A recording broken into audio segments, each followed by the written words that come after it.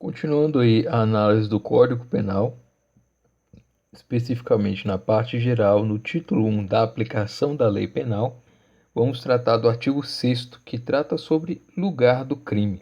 Então vamos ler aí o artigo. Artigo 6º. Considera-se praticado o crime no lugar em que ocorreu a ação ou omissão, no todo ou em parte, bem como onde se produziu ou deveria produzir-se o resultado.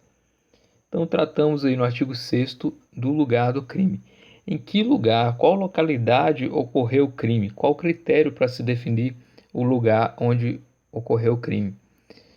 Então, segundo aí o artigo 6º, no lugar em que ocorreu a ação ou omissão e também onde se produziu o resultado. Então, tanto no lugar onde ocorreu a ação ou omissão, quanto no lugar onde se produziu o resultado. Então, vamos dar uma lida aí no artigo 6º de novo nessa parte. Considera-se praticado o crime no lugar em que ocorreu a ação ou omissão, no todo ou em parte, ou seja, se iniciou a ação ou se finalizou a ação naquele local, é considerado aí o lugar do crime, bem como onde produziu ou deveria produzir-se o resultado. Então é bem amplo aí o artigo 6º, né, para justamente abarcar várias possibilidades aí e não ocorrer a impunidade. Temos várias teorias, 3 teorias sobre o lugar do crime. A primeira teoria é chamada de teoria da atividade. Ela diz que o local do crime é onde foi praticada a conduta criminosa, no caso, ação ou omissão. A segunda teoria é a teoria do resultado, ou seja, o local do crime é onde ocorre o resultado.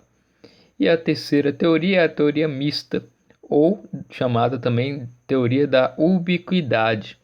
O lugar do crime é onde ocorreu tanto a conduta quanto o resultado, ou seja, qualquer etapa do iter criminis.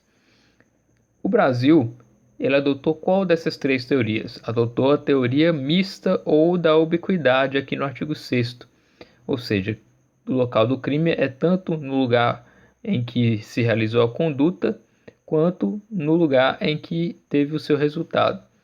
A adoção dessa teoria serve justamente para evitar a impunidade dos crimes à distância. Como assim crimes à distância? São aqueles que têm seu início em um país diferenciado ou um local diferenciado e tem aí sua relação com o Brasil, ou tem seu início no Brasil e tem o resultado em outro país. Vou dar um exemplo claro. Uma pessoa no país da Inglaterra, ela ministra veneno para outra pessoa, que essa outra pessoa ingere aí o veneno e vem uma viagem e vem aqui para o Brasil, estando aqui tranquilamente até que venha a falecer em razão deste envenenamento.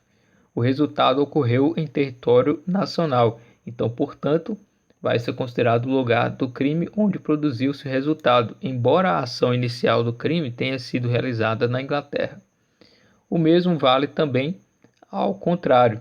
Se a pessoa iniciou a execução do crime aqui no Brasil, né, por exemplo, ela desferiu um tiro contra uma pessoa no território nacional e essa pessoa foi hospitalizada e enviada ao estrangeiro por questões médicas.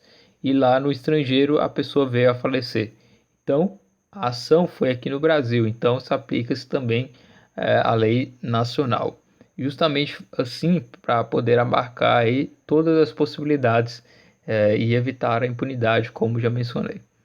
Então, esse artigo 6º, o crime é considerado o local do crime em que ocorreu a ação ou omissão ou aquele local onde teve também o resultado.